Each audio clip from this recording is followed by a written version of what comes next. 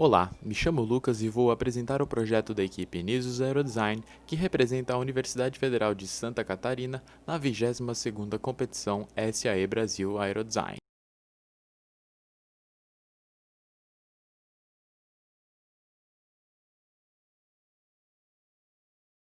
Foi decidido seguir a metodologia proposta por Heimer no projeto de 2020, dividindo o projeto em 3 etapas base: conceitual, preliminar e detalhado.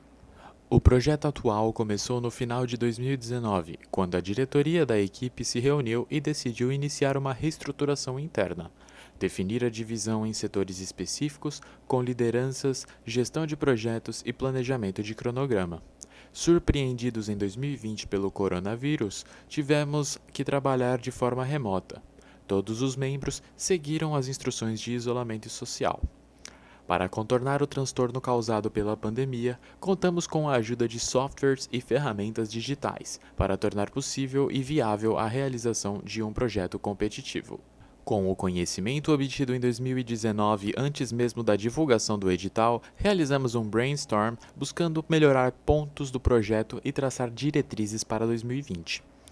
Com a publicação, começamos as análises das possíveis configurações que nos levaria a uma posição semelhante ou maior que a atingida em 2019. Dadas as restrições da geometria, passamos a analisar uma configuração para a aeronave. O monoplano apresentou uma insuficiente capacidade de carga e a asa voadora apresenta dificuldade na estabilização em voo. Foi optado por uma configuração de biplano, pois esta possibilitará levar mais carga que as outras formas possíveis. O setor de aerodinâmica começou o desenvolvimento do perfil principal a partir da combinação e modificação de alguns perfis analisados: o Epler, o Wortmann e o Selig. Essa combinação gerou o NP 2020, que foi utilizado em ambas as asas do avião. A forma das asas foi otimizada pela abordagem proposta por Yechout, buscando aproximar a forma de uma asa semi-trapezoidal a uma elíptica. A corda na ponta foi limitada de modo a beneficiar a estabilidade direcional do avião, sem comprometer a distribuição de sustentação da asa. Posteriormente, foi feito um estudo paramétrico da geometria e do espaçamento entre as asas, para definir os valores finais. O gap ficou em torno de uma corda, como sugere a literatura. A empenagem foi baseada no setor de estabilidade, mantendo um alongamento elevado, visando aumentar a eficiência aerodinâmica. Passando para a parte da fuselagem, esta foi posicionada entre as duas asas, respeitando a altura máxima do CG e mantendo uma distância em relação à asa inferior, reduzindo o arrasto de interferência e evitando perda da área sustentadora. O arrasto gerado pela fuselagem, treliça da torre das asas e trem de pouso foram avaliados pelo método Component Build-Up e pela abordagem proposta por Heimer. Para reduzir o arrasto induzido e aumentar a sustentação do avião, foram projetadas endplates para as asas superior e inferior a partir dos contornos de pressão na raiz. A endplate da asa inferior não se prolonga no intradorso para evitar colisão com o solo. Por fim, para a construção da polar de arrasto, os valores de CL e CD foram linkados por alfa, ao invés do tradicional KCl², o que permitiu uma melhor captura da variação do arrasto de perfil com um ângulo de ataque. Simulações CFD, já com as endplates, foram realizadas para extrair dados de CL e CD por alfa, CL máximo e ângulo de stall do avião. Durante a análise de corrida de decolagem, foi avaliada a incidência ideal para as asas por meio de um balanço entre arrasto induzido e atrito de rolagem. Além de ser possível notar que o principal limitante na distância final era o CL máximo da aeronave, isso justificou a escolha de um perfil com alto CL e CD. De acordo com Nelson, o critério de estabilidade longitudinal diz que a variação do coeficiente de momento de arfagem deve ser menor que zero, enquanto CM0 deve ter valor positivo. Portanto, com a utilização de análises numéricas, foi possível determinar o envelope de posição do centro de massa da aeronave. Estes limites foram passados ao setor de estruturas, que teve como missão garantir o cumprimento desses parâmetros. Para o estabilizador horizontal, foram estudados 3 aerofólios. O critério de decisão foi o maior CM0 e o menor CM-alfa. Sendo assim, o que melhor se encaixou com a necessidade da equipe foi o SD7032. Isso também levou ao acréscimo de 1,9% na sustentação da cauda. O dimensionamento do estabilizador horizontal ocorreu de forma iterativa para cumprir critérios de estabilidade, que afetaram o volume de cauda, e seguir as restrições impostas pelo regulamento, que impactaram a decisão da posição da superfície. A forma retangular foi definida em conjunto com a equipe de aerodinâmica. Para a empenagem vertical, o perfil selecionado foi o NACA 0010, pois foi visto uma vantagem maior devido sua espessura e coeficiente de sustentação. As análises de estabilidade dinâmica encontraram os seguintes resultados para os modos de período curto e fugoide. Para a dinâmica laterodirecional, as raízes dos modos de voo foram as seguintes. Segundo os critérios de qualidade da MIL-F8785C, obteve-se nível 1 nos modos de período curto, rolagem e rolagem holandesa, nível 2 no modo de fugoide e no modo de espiral o nível ficou inferior a 3. Isso, portanto, implica no maior cuidado a ser tomado pelo piloto nas fases de voo que possam acarretar o modo espiral. Para o dimensionamento dos ailerons era esperado a utilização da metodologia do ano anterior, da qual iterava os critérios da MIO em conjunto com o feedback do piloto. Sem o voo, foi optado por manter uma margem de segurança maior. O profundor foi desenvolvido segundo critérios de desempenho e foi analisado também a deflexão necessária em variadas velocidades de voo. O leme foi dimensionado para um vento cruzado de 15 metros por segundo em aproximação e para cumprir os limites da norma FAR Part 23 para recuperação de spin. Portanto, a aeronave ficou com um leme de corda de 55%, aileron com corda de 15% e profundor com corda de 30%. Pelo cenário mundial e por motivos financeiros, a equipe manteve o mesmo motor OS.61FX. Este ainda está performando de forma aceitável com poucas perdas, mesmo tendo sido usado em anos anteriores. Para a escolha da hélice, analisou-se qualitativamente os parâmetros da hélice que influenciam na geração de empuxo entre a 12.8 e 13.6, teoricamente e com teste estático, onde concluímos que a 13.6 se adequa melhor ao projeto.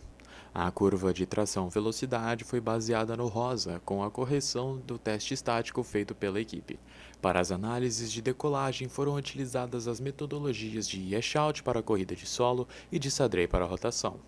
Em ambas foi realizada a integração numérica da aceleração e velocidade para determinar a posição da aeronave em função do tempo, com o objetivo de obter o EBITOL para a nossa configuração, permitindo uma decolagem em menos de 50 metros de pista a uma determinada temperatura, altitude e coeficiente de atrito. Neste último foram analisados os extremos de 0,03 e 0,1 propostos por Rodrigues, onde foi adotado o pior caso, 0,1, para obter o peso máximo de decolagem.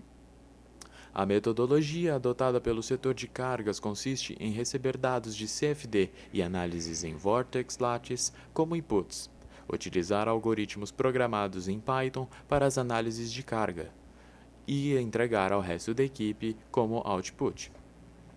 Pelo diagrama VN, foi possível aferir que o limite, levando em consideração a forma do avião, foi 2,5 e menos 1. Ambas as asas foram simplificadas como vigas com dois apoios simples, sendo estes nos pontos de contato da estrutura com a fuselagem principal da aeronave. Foram realizadas análises de sustentação, esforço cortante, momentos fletor e torsor e arrasto que as asas sofrem nas fases de voo. O estabilizador horizontal foi interpretado da mesma forma que as asas para análise de cargas aerodinâmicas. A diferença é que a análise foi baseada no limite de stall do perfil aerodinâmico. O estabilizador vertical foi simplificado para uma viga simples engastada na fuselagem principal do avião. Assim como no horizontal, foi levado em consideração o limite de stall do perfil. Na fuselagem foram analisadas as cargas inerciais dos componentes, combinadas com as cargas aerodinâmicas.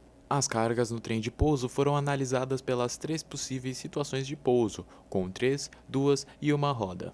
Pela estrutura do subsistema, o pouso em uma roda gerou um maior esforço cortante e momento fletor no tubo de trem de pouso principal. A escolha do tipo estrutural para a fuselagem levou em consideração a menor complexidade nas análises, bem como as experiências anteriores do grupo, tanto no desenvolvimento quanto na sua manufatura. Portanto, optou-se pela estrutura do tipo treliça. Foi analisado o comportamento da torre que liga as duas asas em condições de carregamento assimétrico nas asas, a fim de evitar possíveis falhas de flambagem nas varetas. As asas contêm uma longarina cada para ter o menor peso possível. Foram feitas uma série de otimizações do MATLAB e nuances entre uma seção quadrada e uma sanduíche, variando os materiais e tamanhos com o objetivo de minimizar a deformação e o peso. O resultado tendeu para uma seção transversal sanduíche com núcleo de Divinycell H60 com duas fases de fibra de carbono laminada com resina epóxi.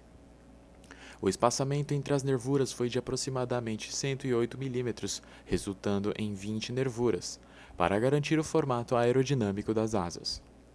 Na ponta e na raiz, as nervuras foram feitas de fibra de carbono laminada com resina epóxi de 1,5 mm de espessura, e o resto de madeira balsa de 2 mm. Para reduzir o peso, foi feita uma otimização topológica nas nervuras de madeira. A posição da longarina da asa foi definida analisando uma série de pontos ao longo da corda até obter uma na qual os esforços torsores seriam mínimos. As longarinas das empenagens foram dimensionadas com base nos máximos momentos fletores atuantes. Para esse caso, os tubos de fibra de carbono têm mais vantagem estrutural, pois exige pequenas dimensões transversais, o que facilita a fixação das nervuras. A configuração escolhida para o trem de pouso foi a triciclo, pois esta garante uma maior estabilidade dinâmica da aeronave na corrida de decolagem, além de manter o ângulo de ataque constante das asas, permitindo a redução de arrasto. Visando a diminuição do arrasto em voo, as rodas do trem de pouso principal foram levemente embutidas na asa inferior. O material escolhido para as rodas foi o nylon 6.6, devido à sua fácil disponibilidade no mercado e usinagem. Com simulações em elementos finitos, foi possível reduzir cerca de 69% da massa de cada roda. O dimensionamento dos servos atuadores foi feito no objetivo de cumprir as demandas dos setores de cargas e estabilidade com uma margem de segurança e confiabilidade. Foi selecionado uma bateria de 6,6 volts de duas células para suprir as cargas necessárias dos servos. A fim de garantir segurança de operação, serão usadas travas de segurança nas conexões e os componentes serão isolados dos fatores externos. A equipe evoluiu desenvolvendo um sistema embarcado próprio para a aquisição de dados em voo.